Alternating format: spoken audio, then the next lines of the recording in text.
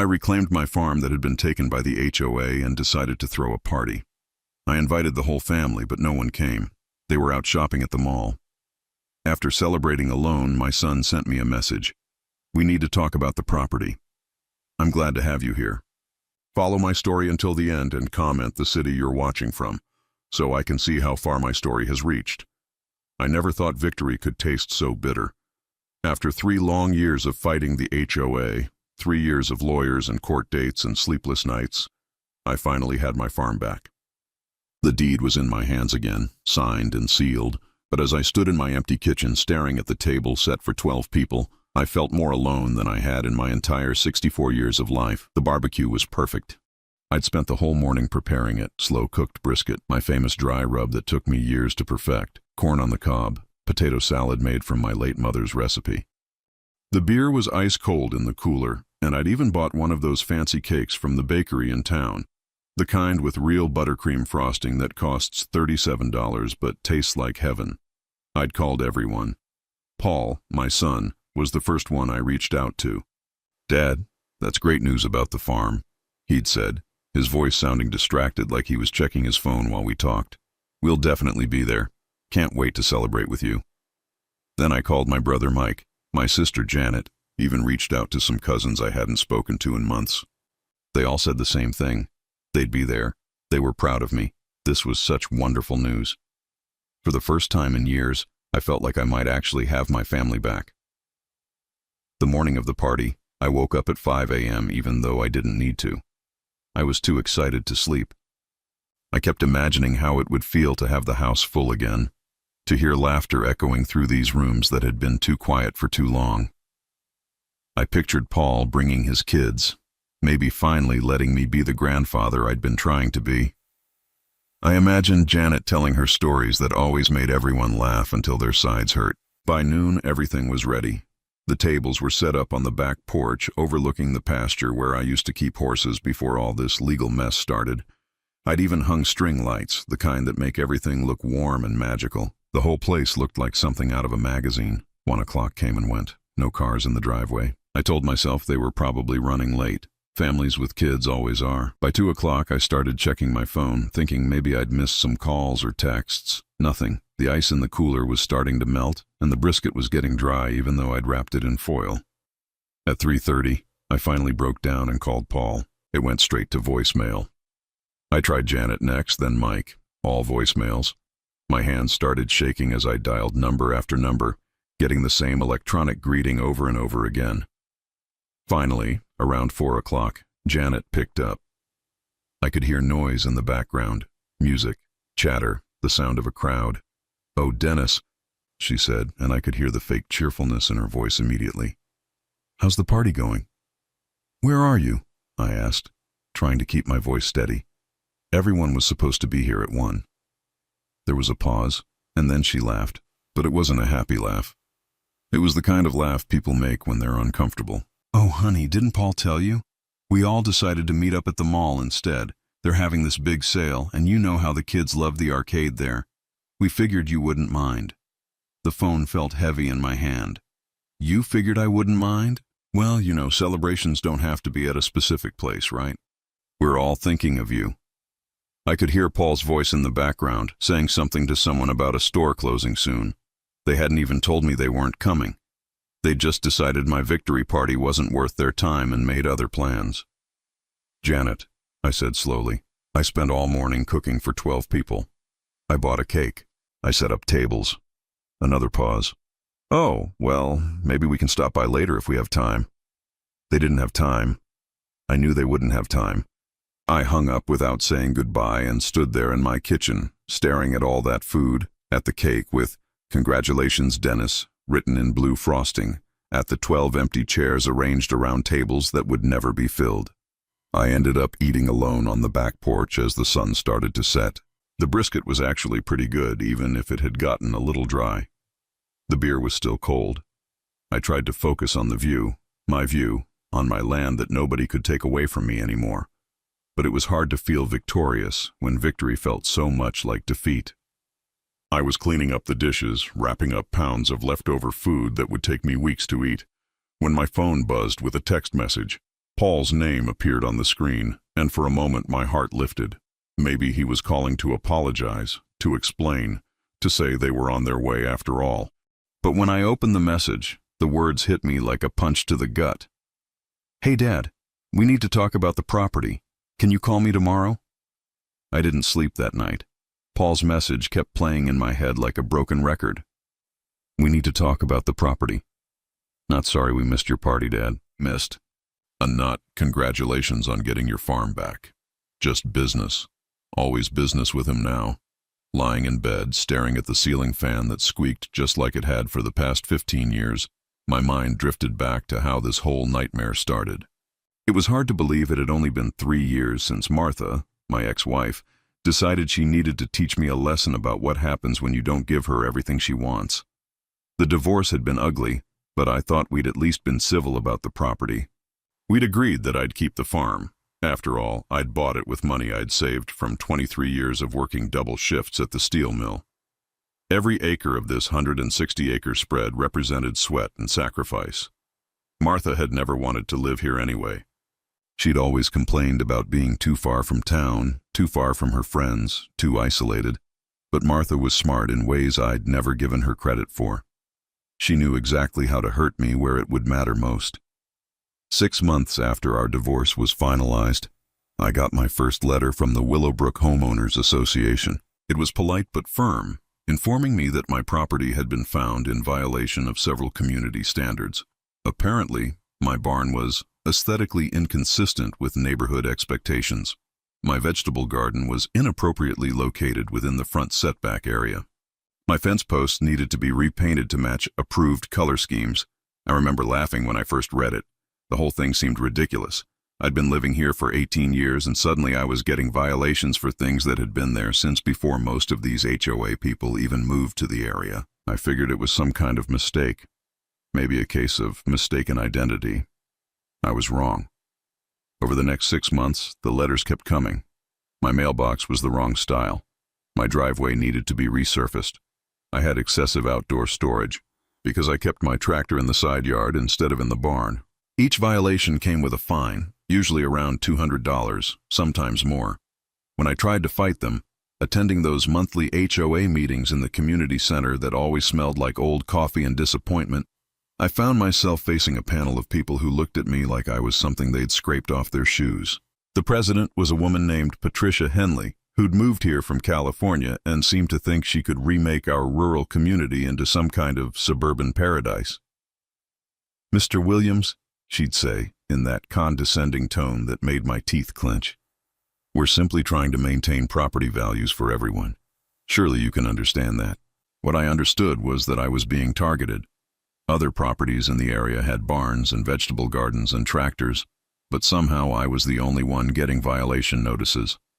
When I pointed this out, Patricia would just smile that cold smile and say that all properties would eventually be brought into compliance. The breaking point came on a Tuesday morning in March. I was having my coffee on the front porch, watching the sunrise over the pasture, when a sheriff's deputy pulled into my driveway. He was a young guy, probably not even 30, and he looked uncomfortable as he walked up to the house. "Mr. Williams, I'm Deputy Martinez. I have a court order here." The papers he handed me might as well have been written in a foreign language for all the legal jargon they contained, but the bottom line was clear enough. The HOA was placing a lien on my property for unpaid fines and fees totaling $18,700. If I didn't pay within 30 days, they could force a sale. That's when I found out Martha's role in all of this. My lawyer, a good man named Robert Chen, who'd been handling small-town legal matters for 30 years, discovered that Martha had been attending HOA meetings during our divorce proceedings. She'd been the one who pointed out the violations on my property. She'd been the one who suggested that my farm was bringing down the neighborhood character. "Dennis," Robert told me during one of our meetings in his cramped office above the hardware store. "I've seen vindictive divorces before, but this is something else. Your ex-wife essentially weaponized the HOA against you." The worst part wasn't even Martha's betrayal. It was Paul's reaction when I told him what was happening. I'd driven to his house in town, a nice 2-story colonial that his wife Karen had picked out, hoping my son would stand with me against this injustice. Instead, I found myself sitting in his living room, being lectured about how maybe this was an opportunity. "Dad, you're 61 years old," Paul had said, not even looking at me as he scrolled through his phone. "Maybe it's time to think about downsizing. That farm is too much work for someone your age anyway." "It's not too much work for me," I'd insisted, "and it's my home." Karen had chimed in then, her voice sweet as poisoned honey. "Dennis, we just want what's best for you. There are some lovely senior communities nearby. You'd have people to talk to, activities to keep you busy. You wouldn't have to worry about maintenance or yard work or any of that." I looked at my son, really looked at him, and realized he wasn't the boy I'd taught to fish in the creek that ran through the back 40. He wasn't the teenager who'd helped me rebuild the barn after the tornado in '98. Somewhere along the way, he'd become a stranger who saw his father as a problem to be solved rather than a person to be supported. "What about the farm?" I'd asked. "This is your inheritance, Paul. This land has been in our family for almost 20 years. Paul finally looked up from his phone, and the expression on his face was one I'd never forget. It wasn't angry or sad or even apologetic. It was just indifferent. "Dad, land like that isn't really an investment anymore. The HOA situation just proves it's more trouble than it's worth. If you sell now, you can get something out of it and move somewhere more appropriate for your stage of life."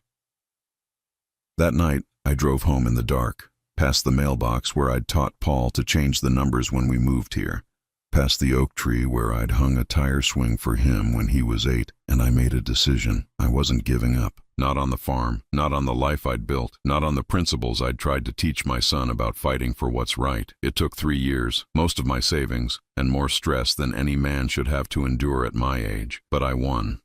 The court found that the HOA had been selectively enforcing regulations and that their actions constituted harassment.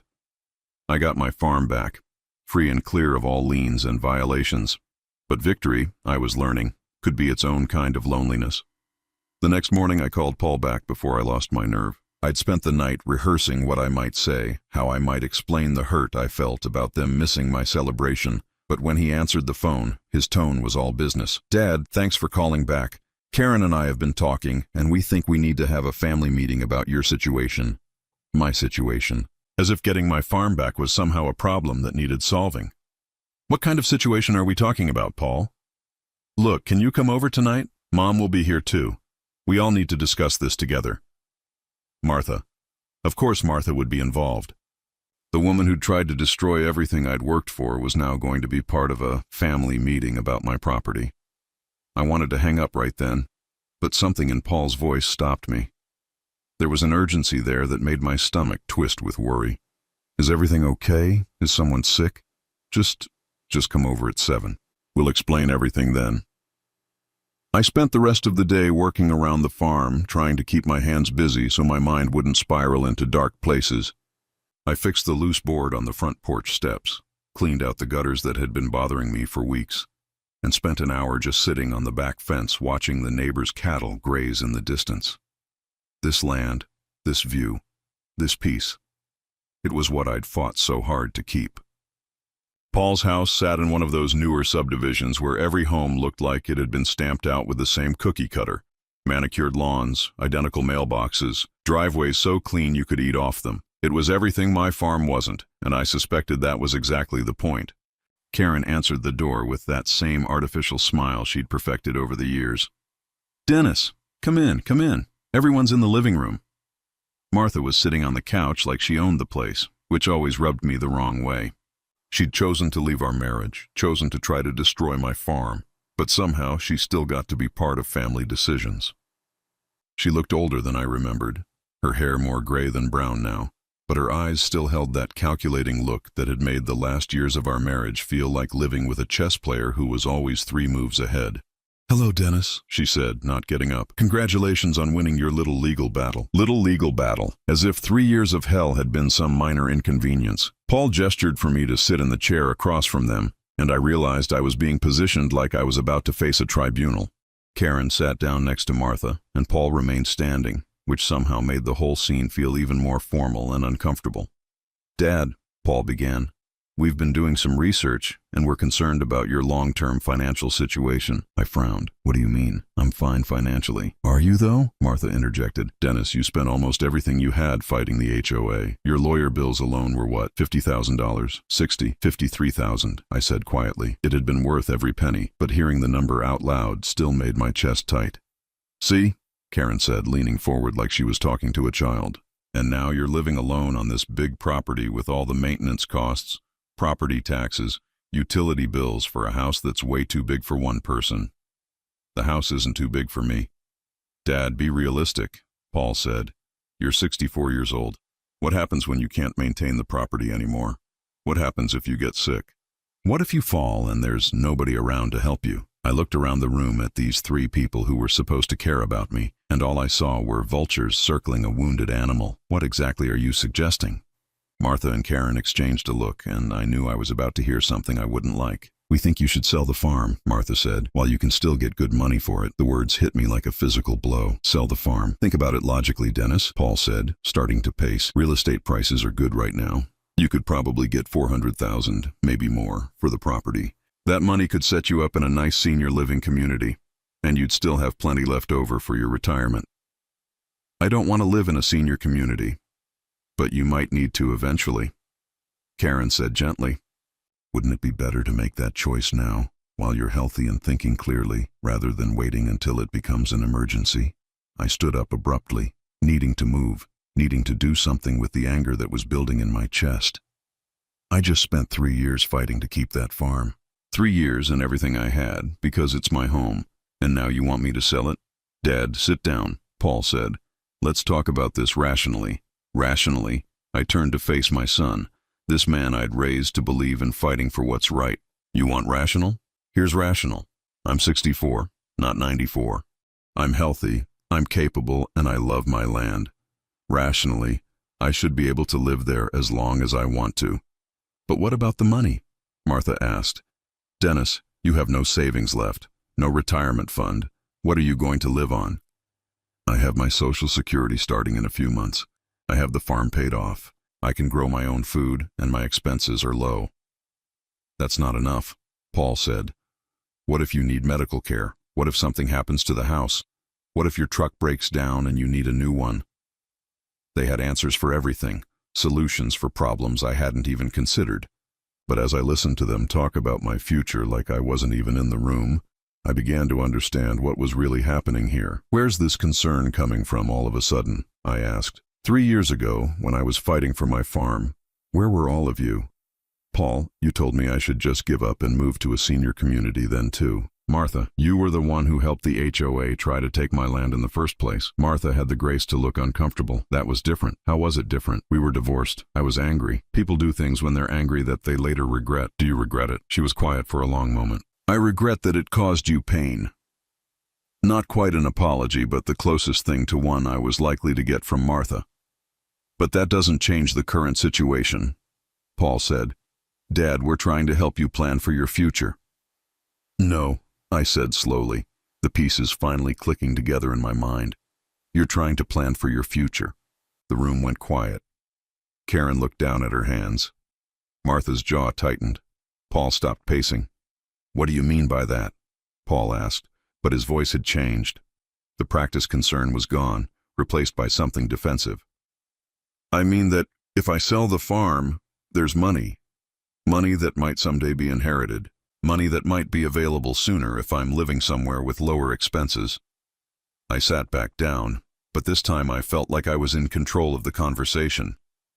But if I keep the farm and live there until I die, there's no windfall, just a piece of property that might or might not be worth anything by then. Dad, that's not fair, Paul said. We're genuinely worried about you. Are you? Because funny thing, your concern about my well-being seems to have started right around the time I got my farm back. Martha stood up suddenly. Dennis, I think you're being paranoid. We're your family. We want what's best for you. Really? Then where were you yesterday? I threw a party to celebrate the biggest victory of my life, and not one of you showed up. But now, less than 24 hours later, you're all here wanting to talk about my property. The silence stretched until it became uncomfortable. Finally, Karen cleared her throat. Dennis, I know yesterday was important to you and I'm sorry we missed it. But this conversation isn't about money. It's about making sure you're safe and cared for as you get older. I looked at this woman who'd married my son, this woman who'd never lived anywhere but suburbs and shopping centers, trying to tell me what was best for my life. And I realized that no matter what I said, no matter how I explained it, they would never understand what that farm meant to me. I appreciate your concern, I said, standing up again. But I'm not selling. The farm is my home, and that's where I'm going to stay. Paul's face darkened. Dad, you're being stubborn. We're trying to help you, and you're acting like we're the enemy. I'm not acting like anything. I'm just making my own decisions about my own life.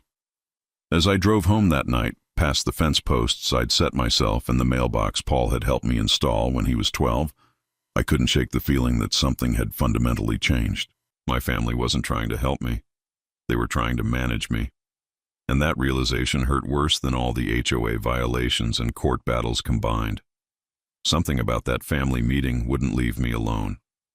Over the next few days, I kept replaying the conversation in my head, picking apart every word, every glance that passed between Martha, Paul, and Karen. The more I thought about it, the more convinced I became that there was something they weren't telling me. It started with small things. Martha mentioning that she'd been doing research about my financial situation. How would she know anything about my finances? We'd been divorced for 4 years, and I certainly hadn't shared that information with her. Then there was the way Karen and Paul had exchanged looks when I'd asked direct questions, like they were communicating in some code I wasn't supposed to understand. But what really bothered me was the timing. Why now? Why, immediately after I won my legal battle and got my farm back, was everyone suddenly so concerned about my ability to live independently? I decided to do some research of my own. My first stop was Robert Chen's office. If anyone would know what was really going on, it would be my lawyer. He'd handled my divorce from Martha, fought the HOA case, and had access to all the legal documents that had been flying around for the past few years. "Dennis," Robert said when I walked into his office that Thursday morning, "you look troubled. Is everything okay?" I told him about the family meeting, about their sudden push for me to sell the farm, about the feeling that something wasn't adding up. Robert listened quietly, occasionally jotting notes on a legal pad, his expression growing more serious as I talked. "I want to ask you something that might sound paranoid," I said finally. "Is there any way Martha or Paul could have been involved in more than just pointing out violations to the HOA? Could they have been actively working to help the HOA take my property?" Robert set down his pen and looked at me for a long moment. "What makes you ask that?" "Just a feeling. The timing of everything. The way they're acting now. I keep thinking about how Martha seemed to know exactly which violations would cause me the most trouble." "Dennis, I have to ask you something, and I want you to think carefully before you answer. Do you really want to know the truth about what happened during the HOA case? Because once I tell you, there's no going back to not knowing." My stomach dropped. "What do you mean?" Robert pulled out a thick file folder that I recognized. It contained all the documents from my case against the HOA. During the discovery process, we obtained records of all HOA meetings, correspondence, and financial transactions going back 5 years. Most of it was routine, but there were a few things that struck me as odd at the time. He opened the folder and pulled out several sheets of paper. "These are minutes from HOA board meetings during the time when your violations were being issued. Look at this entry from October 15 of last year." I put on my reading glasses and squinted at the document. The handwriting was neat and official, recording the basic business of the meeting, budget discussions, maintenance issues, new violation reports. But there, in the middle of the page, was something that made my blood run cold. Board member Patricia Henley reported that she had been contacted by a concerned community member regarding ongoing violations at 147 Oakwood Road. The community member provided photographic evidence of violations and suggested that immediate action was necessary to maintain neighborhood standards.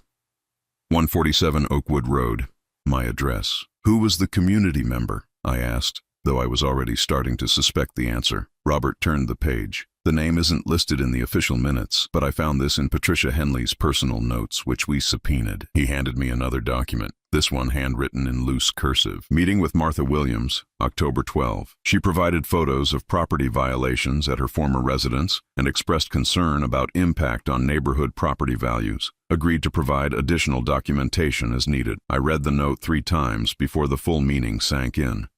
Martha hadn't just casually mentioned my supposed violations to the HOA. She had arranged a formal meeting with the board president. She had provided photographs, which meant she had been on my property taking pictures specifically to build a case against me. There's more, Robert said gently. He pulled out another set of documents, financial records from the HOA's legal fund. They sued a lot of property owners during this time period, but most cases settled quickly. Your case was different.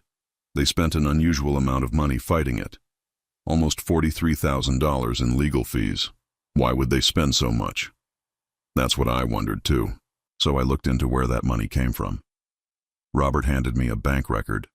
The HOA received several anonymous donations to their legal fund during the time they were pursuing your case. 3 donations of $5,000 each and 1 donation of $10,000. All cash deposits, all untraceable, $25,000. Someone had funded the HOA's campaign against me. Robert, I said slowly, do you think Martha could have been the source of these donations? I can't prove it legally. The donations were structured to be anonymous. But Dennis, he hesitated, then pulled out one more document. This is a bank record I obtained through a different case, a divorce proceeding where I needed to trace hidden assets. It's Martha's account from that same time period. I looked at the bank statement, and there they were. 4 cash withdrawals that matched exactly with the anonymous donations to the HOA. $5,000 on August 3rd, $5,000 on September 14th, $5,000 on October 20th, $10,000 on November 8th. She funded them, I whispered. She paid the HOA to sue me. It looks that way. And Dennis, there's something else you need to see. Robert reached into the folder one more time and pulled out a real estate document. This is a purchase offer that was submitted to the HOA during your case. Someone wanted to buy your property directly from them if they succeeded in forcing the sale. I took the document with trembling hands. The offer was for $275,000, well below market value for my 160-acre farm. The buyer was listed as Meadowbrook Development, LLC. I've never heard of that company, I said. Neither had I, so I did some research. Meadowbrook Development, LLC was incorporated 6 months before your HOA trouble started. The registered owner is Paul Williams. The room started spinning. I gripped the edge of Robert's desk to keep from falling out of my chair. Paul tried to buy my farm from the HOA? At a significant discount, yes. If the HOA had succeeded in forcing a sale for unpaid fines, your son's company would have purchased the property for about 60% of its actual value. I stared at the document, reading Paul's name over and over again. My own son. The boy I'd taught to drive in that very pasture. The young man I'd helped through college, who I'd walked down the aisle at his wedding, who had grandchildren carrying my name. Dennis, I'm sorry, Robert said softly. I debated whether to tell you about this. I knew it would be painful. How long have you known? I discovered it about 6 months ago, during the final stages of your case. By then we were already winning, and I didn't want to distract you with family drama. But given what you've told me about their recent behavior, I sat there in silence for several minutes, processing the magnitude of what I'd learned.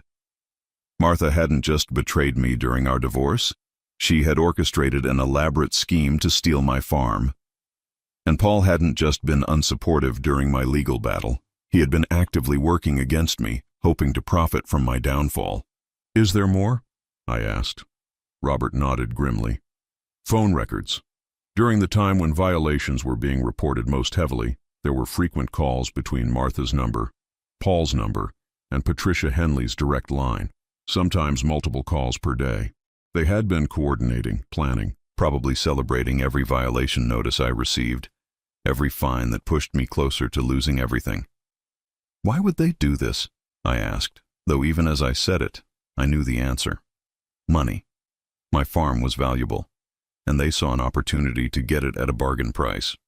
There's one more thing, Robert said. After you won your case and got the farm back, Paul dissolved Meadowbrook Development LLC. But just last week he incorporated a new company. This one is called Heritage Holdings LLC. What does that mean? I think it means they haven't given up. I think yesterday's family meeting was Plan B. I drove home in a daze, my mind reeling with the implications of what I'd learned. Every conversation with Paul over the past 3 years took on a new meaning. Every time he'd suggested I should just give up and sell, every time he'd made me feel like I was being stubborn and unreasonable, he had been protecting his own investment in seeing me fail. And Martha, the woman I'd been married to for 19 years, who had shared my bed and my dreams and my struggles, had systematically planned to destroy me, not in a moment of anger or hurt, but methodically, deliberately, over a period of months. As I pulled into my driveway and looked at my farm, my home, the place I'd nearly lost to their greed, I felt something shift inside me. The hurt was still there, sharper than ever, but underneath it was something else, something harder and colder and more determined than I'd felt in years. They thought they could manipulate me into selling because they saw me as a lonely old man who would eventually give in to family pressure. They were counting on my love for Paul to make me vulnerable to their schemes. They had made a serious miscalculation. I spent the weekend planning, not planning revenge, that wasn't my style, but planning justice. There's a difference, and it mattered to me that what I was about to do was right, not just satisfying. On Monday morning, I drove to the office of Sarah Martinez, an estate planning attorney that Robert had recommended.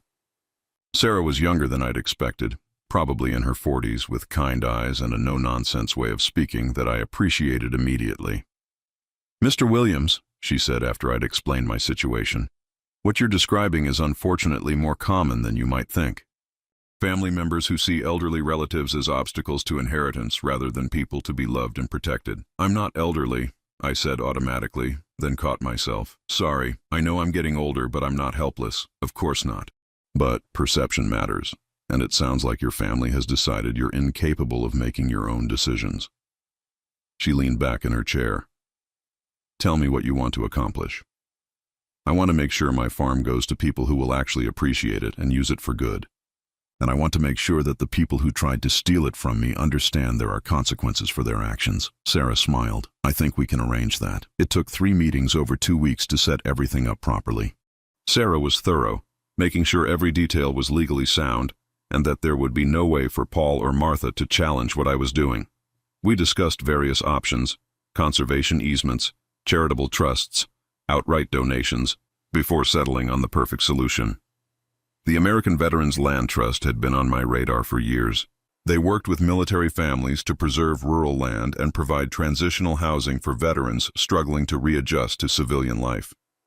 My farm would be perfect for their programs, large enough to house several families with good soil for agricultural therapy programs, and far enough from the city to provide the peace and quiet that many veterans needed.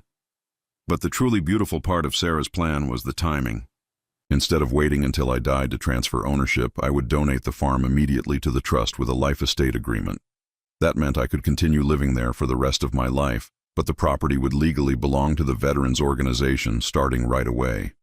Paul would have no inheritance to claim, and there would be no property for Heritage Holdings LLC to purchase. "Are you sure about this?" Sarah asked as we sat in her office on a Tuesday morning, the final papers spread out on her desk. "Once we file these documents, there's no changing your mind. Your son will never inherit this property." I thought about Paul as a little boy, running through the pasture with our old dog Rex, helping me fix fence posts and complaining about having to stack hay bales. I thought about the young man who'd called me from college every Sunday night, who'd brought his first girlfriend home to meet me, who'd asked my blessing before he proposed to Karen. Then I thought about Meadowbrook Development LLC, about phone calls coordinating with the HOA, about anonymous donations funding a legal campaign designed to steal my home. "I'm sure," I said, and signed the papers. The next phase of my plan required more delicate timing. I needed my family to reveal their true intentions completely before I revealed mine, so I called Paul and asked if we could have another family meeting. "Dad, I'm glad you called," he said, and I could hear the relief in his voice. "We were hoping you'd had time to think about our conversation." "I have been thinking about it. Can everyone meet here at the farm on Saturday afternoon? I'd like to cook dinner for you all." There was a pause. "At the farm, Dad, wouldn't it be easier to meet at our house again?" "No, I think it's important that we have this conversation on my property. After all, that's what we're discussing. Paul agreed, though I could hear the reluctance in his voice. I spent Friday cleaning the house and preparing a meal that would have made my mother proud. Pot roast with vegetables from my garden, fresh bread, apple pie made from fruit off my own trees. If this was going to be the last time I cooked for my family, I wanted it to be memorable. Saturday afternoon arrived gray and drizzly, which seemed appropriate for what I was about to do. Martha arrived first, driving the same sedan she'd gotten in the divorce settlement. She looked nervous as she walked up to the front door, like she was entering enemy territory. "Dennis," she said when I opened the door. "Thank you for inviting me." "I know this is awkward. It doesn't have to be awkward if everyone's honest," I replied, which seemed to make her even more uncomfortable. Paul and Karen arrived 20 minutes later with their 2 kids, Emma and Jake. They were good kids, 9 and 11 years old, and they ran straight to me for hugs like they always did. For a moment, watching them explore the house they'd always loved visiting, I almost lost my resolve. But then I caught Paul's eye and saw him assessing the property like he was already measuring it for development. "Dad, the place looks great," Karen said, though her tone suggested she was surprised. "You're managing the upkeep really well." "I manage fine," I said. "Come on, dinner's ready." We sat around my kitchen table, the same table where Martha and I had shared thousands of meals during our marriage, where Paul had done homework as a boy. The conversation was strained but polite as we ate. Emma chattered about school. Jake showed me a drawing he'd made of the farm, and for brief moments it almost felt like a normal family dinner. But I could see the adults exchanging meaningful looks over the children's heads. This wasn't a social visit. They were here for business. After dessert, Martha suggested that maybe the kids could watch a movie in the living room while the adults talked. As soon as Emma and Jake were settled in front of the television, the atmosphere in the kitchen changed completely. "Dad," Paul began, "Karen and I have been doing more research about your options, and we think we've found the perfect solution." He pulled out a folder of brochures and printouts: senior living communities, retirement villages, assisted living facilities. All of them looked like resorts in the photographs, with smiling elderly people playing golf and attending craft classes. "Look at this one," Karen said, pointing to a glossy brochure. "Sunset Manor is only 30 minutes from our house, so we could visit all the time. They have a dining room, social activities, a medical center right on site. You wouldn't have to worry about anything." "And the best part," Martha added, "is that most of these places have buy-in fees instead of monthly rent. So you'd use the money from selling the farm to secure your spot, and then your monthly expenses would be minimal." I studied the brochures, noting the prices listed in small print at the bottom. Buy-in fees ranging from $300,000 to $500,000, almost exactly what my farm was worth. "These look very nice," I said, "but I'm curious about something. If I sell the farm and use all the money for a buy-in fee, what happens to my estate? What happens to the inheritance I always planned to leave Paul?" The 3 of them exchanged glances, and I could see them trying to figure out how to answer that question without revealing their real motives. "Dad, you don't need to worry about leaving us an inheritance," Paul said finally. "We just want you to be comfortable and safe." "But theoretically, if I moved to one of these places, there wouldn't be much left to inherit, would there?" "Well, no," Martha admitted. "But Dennis, you shouldn't be making decisions based on what you're leaving behind. You should be focused on living your best life now." I nodded thoughtfully. "You're absolutely right. I should be focused on living my best life, which is why I've made a decision." They all leaned forward expectantly. "I'm not selling the farm." Paul's face darkened immediately. "Dad, we've been through this. Let me finish," I said calmly. "I'm not selling the farm, and I'm not moving to a retirement community. But I have made some changes to my estate planning that I think you should know about." I stood up and walked to the kitchen counter where I'd placed a folder containing copies of all the legal documents Sarah had prepared. "I've donated the farm to the American Veterans Land Trust." The silence that followed was so complete I could hear the old clock ticking on the wall. Martha's face went pale. Karen's mouth opened and closed like she was trying to speak but couldn't form words. Paul just stared at me. "What do you mean, donated?" Paul finally asked, his voice barely above a whisper. "I mean, I've given it away. The farm now belongs to a veterans organization that will use it to help military families transition back to civilian life. I have a life estate, so I can live here until I die. But after that, it belongs to them permanently." "You can't do that," Martha said, her voice shaking. "You can't just give away property without consulting your family." "Actually, I can. It's my property, and I can do whatever I want with it." Paul stood up so quickly his chair fell backward. "Dad, do you have any idea what you've just done? Do you know how much that property is worth?" "About $450,000, according to the latest appraisal. It's going to help a lot of veterans." "That was my inheritance," Paul shouted, his carefully maintained composure finally cracking completely. "That farm was supposed to be mine someday." "Your inheritance?" I kept my voice calm, though my heart was pounding. "Paul, you never showed any interest in this farm except to tell me I should sell it." "Because I thought it would be better for you financially. I was trying to help you." "Were you? Or were you trying to help yourself?" Karen was crying now, tears streaming down her face. "Dennis, how could you do this to us? We've been trying so hard to take care of you, and this is how you repay us?" "Take care of me?" I laughed, but there was no humor in it. "Is that what you call it?" I opened my folder and pulled out copies of the documents Robert had shown me. Bank records, corporation filings, phone logs. I spread them across the kitchen table like playing cards. "Paul, would you like to explain to your wife what Meadowbrook Development LLC was?" The color drained from Paul's face. Martha made a small choking sound. "I don't know what you're talking about," Paul said, but his voice lacked conviction. "It was your company. The company that tried to buy my farm from the HOA when they were foreclosing on it for $275,000. Quite a bargain, don't you think?" Karen looked back and forth between Paul and the documents on the table. "Paul, what is he talking about?"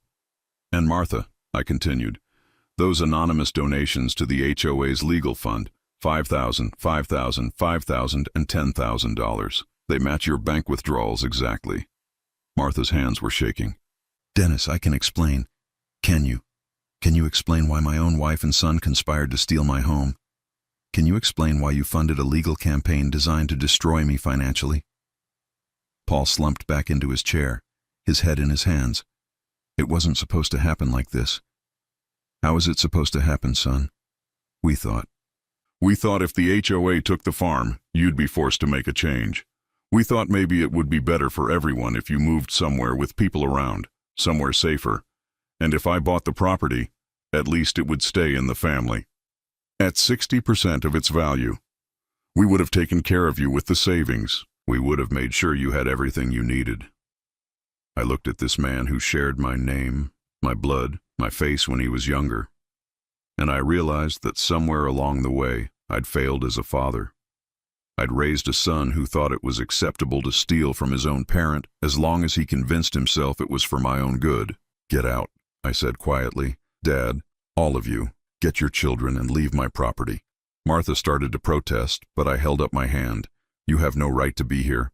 You have no claim on anything I own, and you have no place in my life anymore." As they gathered their things and called the children, Paul made one last attempt. "Dad, this doesn't have to be permanent. We can work this out. We're still family." I looked at him standing in my doorway, the same doorway he'd run through as a child coming home from school, and I felt something break inside my chest. Not break with pain, but break free. "No, Paul, we're not family anymore. Family doesn't steal from each other. Family doesn't lie and conspire and try to destroy each other's lives. What you and your mother did to me, that's not what family does." After they left, I sat on my front porch and watched their taillights disappear down the road. The rain had stopped, and the evening sky was clearing.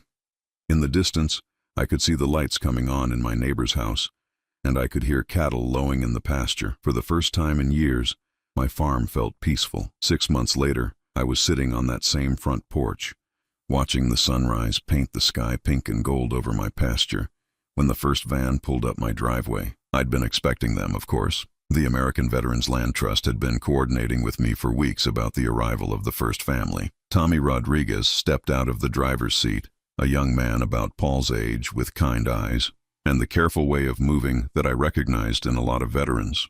His wife Sarah emerged from the passenger side, holding the hand of a little girl who couldn't have been more than 5 years old. "Mr. Williams?" Tommy called out as they approached the porch. "We're the Rodriguez family. Thank you so much for this opportunity." I stood up and walked down to meet them, shaking Tommy's hand and smiling at his daughter, who hid behind her mother's legs. "Welcome to the farm. I hope you'll be happy here." Over the next few hours, I helped them get settled in the old foreman's cabin that we'd renovated for exactly this purpose. It had been empty for years, but with some work and a lot of help from the Veterans Organization, we'd turned it into a comfortable home for a family of 3. Tommy had served 2 tours in Afghanistan and was struggling with PTSD. The isolation and peace of farm life, the organization's counselors had explained, would be therapeutic for him. As the weeks passed, more families arrived. The Hendersons, who moved into the converted barn apartment. The Washingtons, who took over the small house near the back pasture that I'd originally built as a guest house but never used. Each family brought their own stories, their own struggles, their own hopes for healing. What I hadn't expected was how much their presence would heal me too. Tommy turned out to have a gift for working with animals. Within a month, he'd convinced me to let him bring in a few head of cattle to graze the pasture that had been sitting empty since my divorce. Sarah started a vegetable garden that put my own modest efforts to shame, and little Maria, their daughter, appointed herself official egg collector when we got chickens. In the evenings, we'd often gather on my front porch, the adults talking while the children played in the yard. These conversations were nothing like the tense, agenda-driven meetings I'd endured with my own family. These people actually listened to each other. They cared about each other's problems without trying to solve them or profit from them. "Mr. Williams," Tommy said one evening as we watched Maria chase fireflies, "can I ask you something personal?" "Course you can." "Why did you give up your inheritance to help us? I mean, we're grateful beyond words, but this place must be worth a fortune. Didn't you have family who expected to inherit it?" I was quiet for a long moment, watching Sarah help Maria catch a firefly in a mason jar. "I had a son who expected to inherit it," I said finally. "But expecting and deserving are 2 different things." Tommy nodded like he understood, though I didn't elaborate. I'd never told any of the families about Paul and Martha and what they'd tried to do to me. That was my burden to carry, not theirs. But as months turned into a year, then 2 years, I began to realize that I hadn't lost a family when I cut ties with Paul and Martha. I'd gained one. A chosen family of people who understood loyalty and sacrifice and the importance of having a place to call home. The farm flourished under their care in ways it never had when I was managing it alone. Tommy's cattle operation grew into a profitable side business that helped fund the veterans programs. Sarah's garden supplied fresh produce to the local farmers market. The Hendersons started a woodworking shop in the old machinery shed, creating beautiful furniture that they sold online. The Washingtons opened a small mechanic shop that served the rural community. My role evolved from landowner to something more like a grandfather figure. I helped with childcare when parents had appointments or needed to work. I shared my knowledge of the land, the seasons, the quirks of the old house and outbuildings. In return, they included me in their lives in ways that felt natural and unforced. I did hear from Paul occasionally, text messages mostly, sent late at night when I imagined he'd been drinking and thinking about what he'd lost. "Dad, I'm sorry. Can we talk?" "Dad, the kids miss their grandpa." "Dad, I know I made mistakes, but we're still family." I never responded. Sarah Martinez, my attorney, had advised me that any contact with Paul could be seen as an invitation to contest the land donation or claim that I'd been coerced. But more than that, I simply had nothing to say to him. The man who could conspire to steal his father's home wasn't someone I wanted in my life, blood relation or not. Martha, on the other hand, seemed to have disappeared entirely. I heard through the small-town gossip network that she'd moved to Florida, supposedly to be closer to her sister. Good riddance, I thought, though I was surprised to find that I felt no anger toward her anymore. Just nothing. The real test of my decision came in my 3rd year on the farm, when I had what the doctors called a minor heart attack. Tommy found me collapsed in the pasture where I'd been checking on a sick calf, and Sarah rode with me in the ambulance to the hospital. For 3 days, the entire extended farm family took turns sitting with me, making sure I wasn't alone, bringing me books and magazines and homemade cookies. Paul never showed up. I don't know if he even knew I was sick. When I got home from the hospital, weak but determined to recover, I found that Tommy had moved a bed into my living room so I wouldn't have to climb stairs for a few weeks. Sarah had meal prepped enough food to last me a month. The children had made get-well cards that covered my kitchen table. "This is what family looks like," I thought as I sat surrounded by these people who had chosen to care about an old man they'd known for only a few years. My recovery was slow but steady. The heart attack had been a warning, the cardiologist explained, but not a death sentence. With medication and lifestyle changes, I could expect to live several more years. The key, he said, is avoiding stress and maintaining social connections. Isolation is one of the biggest risk factors for elderly cardiac patients. I almost laughed at that. 6 months ago, I'd been isolated, estranged from my family, facing the prospect of growing old alone on a property that felt more like a burden than a blessing. Now I was surrounded by people who genuinely cared about my well-being, living on a farm that buzzed with activity and purpose every single day. One evening, as I was sitting on the porch recovering from my illness, I saw a familiar car coming up the driveway. My chest tightened with anxiety until I realized it wasn't Paul's sedan. It was Robert Chen's hybrid. "Dennis," he said as he climbed the porch steps. "You look good. How are you feeling?" "Better every day. What brings you out here?" Robert sat down in the chair next to mine and pulled out a folder. "I wanted to update you on something. Paul filed a legal challenge to your land donation." My heart sank. Can he do that? He tried. "Claimed you were mentally incompetent when you made the decision, that you were coerced by the veterans organization, that the donation was made under duress." Robert smiled. The judge threw it out, told Paul's lawyer that it was one of the most obviously frivolous cases he'd ever seen. "So it's over? Completely. The donation is permanent and uncontestable. This farm will belong to the Veterans Trust forever." Relief flooded through me, followed by a deep satisfaction that I'd never experienced before. Paul had made one last attempt to steal my legacy, and he'd failed completely. "There's something else," Robert continued. The judge was apparently pretty angry about the frivolous lawsuit. He ordered Paul to pay the court costs and the veterans organization's legal fees, about $15,000 total. I couldn't help but smile at that. Justice had a sense of humor sometimes. As Robert drove away, I sat on the porch listening to the familiar sounds of my farm. Tommy's cattle lowing in the distance. Sarah calling her children in for dinner. The Hendersons' oldest son practicing guitar in their apartment. The sound of home, of family, of a life well lived. I pulled out my phone and scrolled through my contacts until I found Paul's number. For a moment, I considered calling him. Not to reconcile, that bridge had been burned beyond repair, but maybe to explain why I'd made the choices I had. Maybe to give him one last chance to understand what family really means. But then Maria Rodriguez came running up to the porch, breathless with excitement. "Grandpa Dennis! Grandpa Dennis! Come see the baby calf. She's so little and cute, and Tommy says I can name her." I put my phone away and let this little girl who shared no blood with me but had claimed me as family lead me to the pasture. The baby calf was indeed small and cute, all legs and curiosity, staying close to her mother but brave enough to sniff my outstretched hand. "What do you think we should name her?" I asked Maria. She considered this seriously, her face scrunched up in concentration. "Hope," she said finally. "Because Tommy says she represents hope for the future of our farm. Our farm. Not my farm, not the veterans' farm, but our farm. This child understood something that my own son never had. That belonging isn't about ownership or inheritance or legal documents. It's about love and care and showing up for each other when it matters." "Hope is a perfect name," I said, and meant it. As we walked back to the house for dinner, I felt something I hadn't experienced in years, complete and total peace. Not the peace of victory or revenge, but the peace of knowing that I'd made the right choices. The peace of being surrounded by people who valued me for who I was, not what I could give them.